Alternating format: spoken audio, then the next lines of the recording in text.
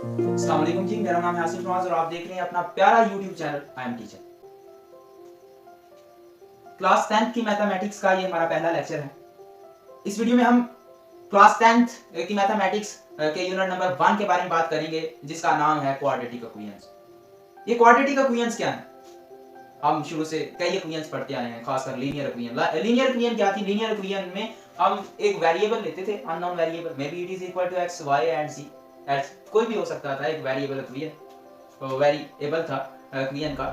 तो उसकी पावर क्या होती थी? 1। तो हम कहते थे जी ये लीनियर इक्वेशन बन रही है। लेकिन क्वाड्रेटिक इक्वेशन उससे थोड़ी सी डिफरेंट है कि अगर हमारे पास कोई भी अननोन वेरिएबल हो और उसकी पावर ना ही ग्रेटर देन 2 हो और ना ही लेस देन 2, यानी उसका उस वेरिएबल का स्क्वायर हो मुकम्मल, तो हम उस इक्वेशन को क्वाड्रेटिक इक्वेशन का नाम देते हैं। आपकी बुक्स और इस ब्लैक बोर्ड पर एक वाज़ेह डेफिनेशन लिखी हुई है, an equation which contains square of unknown variable quantity but no higher power. यानी ये जो क्वांटिटी होती है,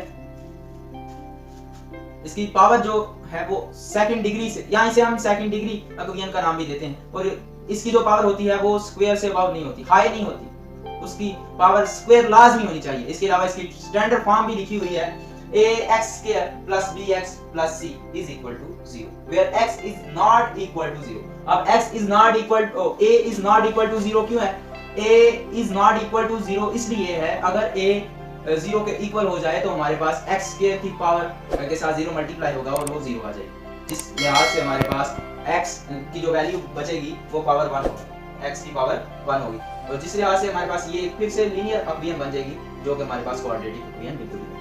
ये इसकी जी का मतलब है कि जनरल फार्मूला है इसका हमारे पास क्वाड्रेटिक इक्वेशन का।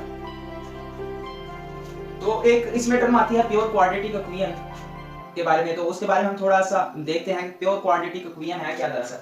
तो इस वो इक्वेशन जिसमें b = 0 हो।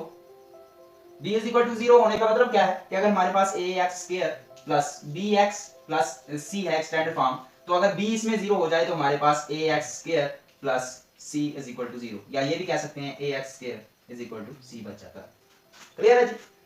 तो इसमें आप वाज़ेह तौर पर देख रहे हैं कि जिसमें हमारे पास ऐसी इक्वेशन जिसमें हमारे पास सिर्फ एक वेरिएबल हो और उसकी पावर क्या हो? x², तो वो क्या कहलाती है? एक प्योर क्वाड्रेटिक इक्वेशन कहलाती है। तो क्वाड्रेटिक इक्वेशन के बारे में आपने जाना कि क्वाड्रेटिक इक्वेशन क्या है, और एक इसकी टर्म थी कि क्वाड्रेटिक इक्वेशन की एक टर्म प्योर क्वाड्रेटिक इक्वेशन भी थी, जिसके बारे में भी आपको इंफॉर्मेशन दी गई। तो किसी भी क्वाड्रेटिक इक्वेशन को सॉल्व करने के लिए हमारे पास तीन तरीके हैं। सबसे पहला देखें जी, उसे कहते हैं द फेमस फैक्टराइजेशन।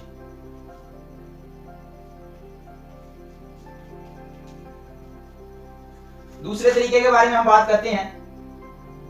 दूसरा तरीका है completing square, and the third type of this solution is